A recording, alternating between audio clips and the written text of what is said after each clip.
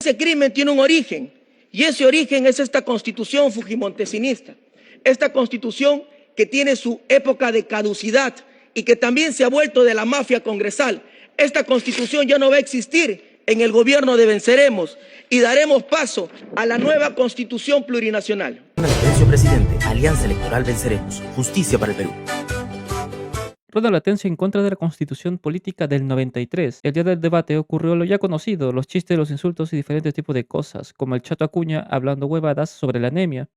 Lo fundamental para que no haya anemia es la alimentación. Lo que resultó bastante curioso es que el cabeza de mi huevo, Ronald Latencio, salió a decir que debemos retomar la Constitución de los 70, la Constitución que fue vigente durante el primer gobierno de Alan García. Según tu tío Atencio, él mencionó que con esa Constitución volveremos a la gran soberanía del país, haciendo que el pueblo trabaje para el pueblo. Sin embargo, es bastante hipócrita que con dicha Constitución que tanto defienden, diciendo que es para el pueblo, se termina siendo uno de los atentados más grandes en contra de los derechos humanos. Y no, en este caso, Fujimori no tenía nada que ver, ya que Fujimori aún no tomaba el poder. Él asumió la presidencia el 28 de julio de 1990 y esto ocurrió un 9 de febrero del año 1989. Es decir, ni siquiera se habían hecho las elecciones para elegir a Alberto Fujimori como presidente. Como sabrán, para esto entonces, la Constitución Política del Perú permitía al Estado intervenir fuertemente en el mercado, gracias a las empresas estatales que existían en gran número en aquel entonces, así como hoy existe Petroperú. En aquel entonces existían dos empresas, ECASA y ENSI, la empresa comercializadora de arroz S.A. y la empresa nacional de comercialización de insumos. Estas dos empresas intervenían en aquel entonces específicamente en el sector agrario. Como recordarán, en aquel entonces existía la hiperinflación gracias a que el inepto presidente de aquel entonces, Alan García, que tomó la lógica de imprimir billetes, así todos tienen dinero y no habrá pobreza, lo cual nos terminó llevando a la inflación más grande de la historia peruana, que también cabe recalcar que se ha visto en unos clips en donde el bruto animal César Acuña dijo algo muy parecido con el otro nefasto y subnormal streamer Sacho Sumaki, en el cual dice que si tú subes el sueldo mínimo, todo el mundo va a tener dinero y no va a haber inflación. Pero en este contexto también se vieron afectados el sector agrario, en donde los agricultores de Ucayali, en su mayoría agricultores de arroz y maíz, estaban obligados a vender sus cosechas a las empresas estatales anteriormente mencionadas. Me refiero a ECASA y ENSI. El problema entra cuando dichas empresas pagaban lo que para ellos era justo, siendo que al final ese precio pagado afectaba a los agricultores y a todo su trabajo, es decir, no cubría lo que ellos habían invertido en producir dichas cosechas. Así que aplicando la matemática básica, en donde un negocio o emprendimiento donde los egresos o el dinero invertido es mayor a los ingresos o el dinero ganado, esto no es rentable, sino que directamente esta empresa, este negocio, este proyecto que tú estés haciendo va directamente a quebrar. Esto siendo ya explicado por varios economistas como Adam Smith, Milton Friedman, Friedrich Hayek, donde el Estado aplica un control de precios, ya que te obliga a vender a lo que el Estado te exige y no te permite venderlo tampoco a ningún otro comprador. Esto era lo que se aplicaba en aquel entonces. Esto en el Perú al final generó tanto disgusto que se armó nuevamente una marcha pacífica, así como hoy en día hacen, pero siendo sinceros, creo que las marchas de hoy en día que hacen son una reverenda estupidez, porque no tiene sentido que hayan salido a marchar por José Gerí y no estén marchando por el presidente Balcazar. La gran generación Z, los gran autoimpuestos que supuestamente defienden la sociedad, no son más que una tira de payasos ineptos que ni siquiera saben qué están peleando. A fin de todo esto, ya tenemos en cuenta que el Estado te está obligando a venderles a ellos, aunque a ti no te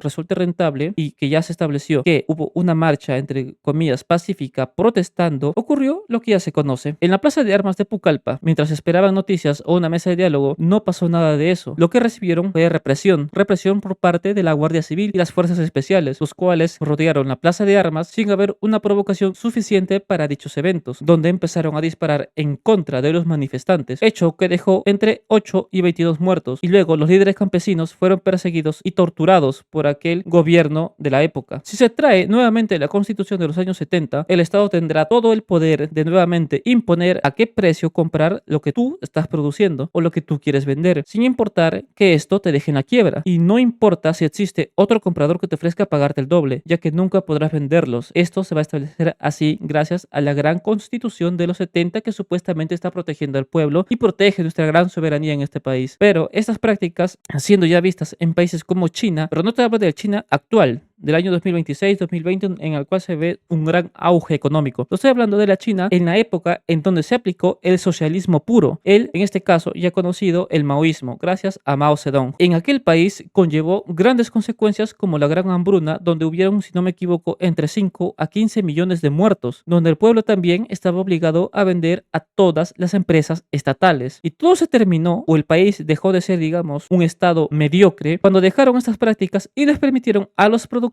en este caso el agricultor, vender una parte al Estado, es decir, se establecía que cierta parte de su cultivo se vaya al Estado al precio que ellos te venden, y lo que tú produzcas extra o lo sobrante, tú lo podías vender a las entidades privadas que pagaban un mucho mejor precio. Y es allí donde realmente ellos empezaron a mejorar económicamente. No fue gracias al socialismo, fue cuando empezaron a alejarse poco a poco de estas prácticas que simplemente estaban destruyendo su país. Entonces, si en algún momento tú piensas que un tipo como Ronald Atencio va a ayudarte a salir adelante, es una total falacia.